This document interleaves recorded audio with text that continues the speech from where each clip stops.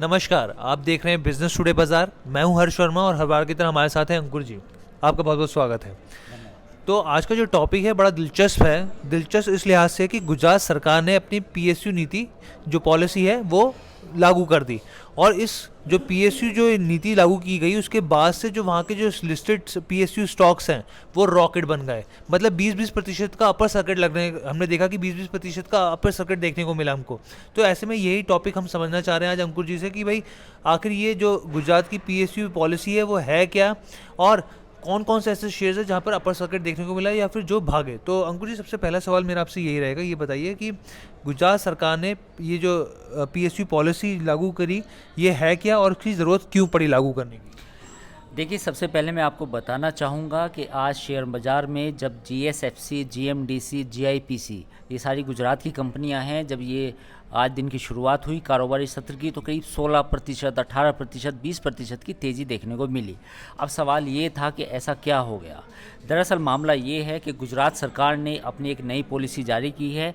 इस नई पॉलिसी में जो लिस्टेड कंपनीज़ हैं, जो गुजरात की सरकारी कंपनी हैं, उनको उनमें एक क्लैरिटी आई है। उनमें ये पता चला है कि मिनिमम डिविडेंड कितना होगा, बोनस स्प्लिट, बोनस शेयर कितने मिलेंगे, बाईबैक क्या होगा, और जो स्प्लिट होता है शेयर का उसको लेकर नीति क्या होगी। यानी कि जो गुजरात की सरकारी कंपनी है, मोटे तौर पर उनमें एक नीति में स्पष्टता आ गई है, जिसके बाद निवेशकों को लगा कि गुजरात की जो पीएसयू है वो इन दामों पर अट्रैक्टिव है, और यही वजह है कि पूरे दिन लगभग तेज़ी देखने को मिली गुजरात की जितनी कंपनी।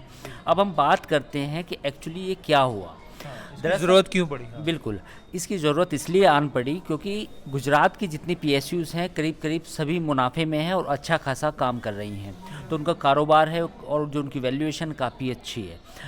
हुआ क्या कि अभी केंद्र सरकार ने भी एक ऐसी ही नीति लाई थी जिसमें ये कहा गया था कि जो सरकारी कंपनी है उनको मिनिमम इतना डिविडेंड देना ही होगा। और जो केंद्र की कंपनी थी उनको ये भी उन पर भी ये नियम लागू हुआ था कि कितने बोनस शेयर उनको देने ही हैं।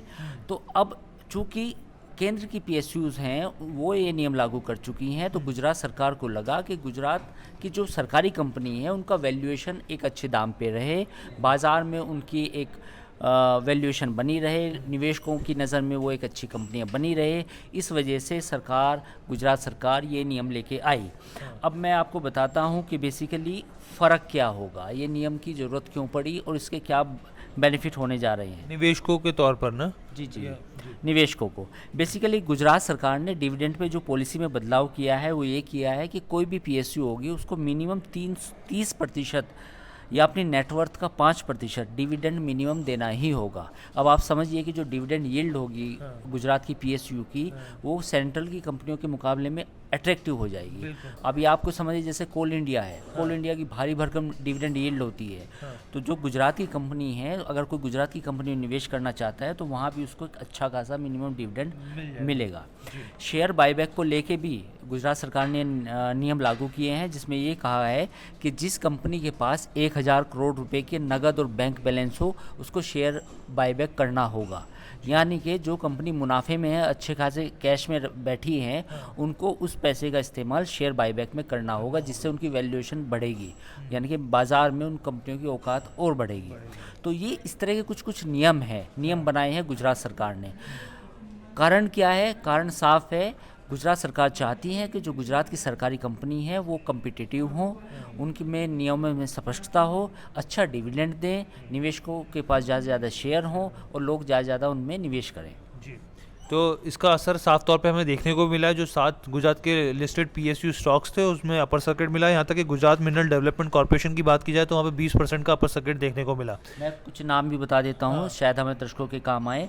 जो 7 मुनाफे वाले पीएसयूज़ हैं गुजरात की, उनके नाम हैं Gujarat alkalis and chemical limited, Gujarat mineral development corporation, Gujarat state fertiliser and chemical limited, Gujarat industries power corporation, Gujarat gas limited, Gujarat Narmada valley fertiliser and chemical limited और गुजरात स्टेट पेट्रोनेट लिमिटेड। ये सारी ऐसी पीएसयूज़ हैं जो काफ़ी कैश रिच है, जो अब आने वाले समय में अच्छी खासी डिविडेंड यील्ड देगी।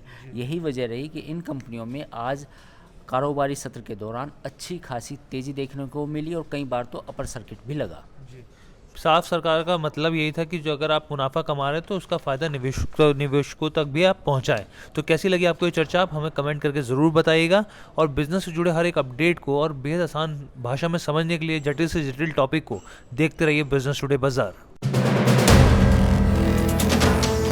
वीडियो पसंद आया तो हमें लाइक, कमेंट, शेयर और सब्सक्राइब जरूर करें।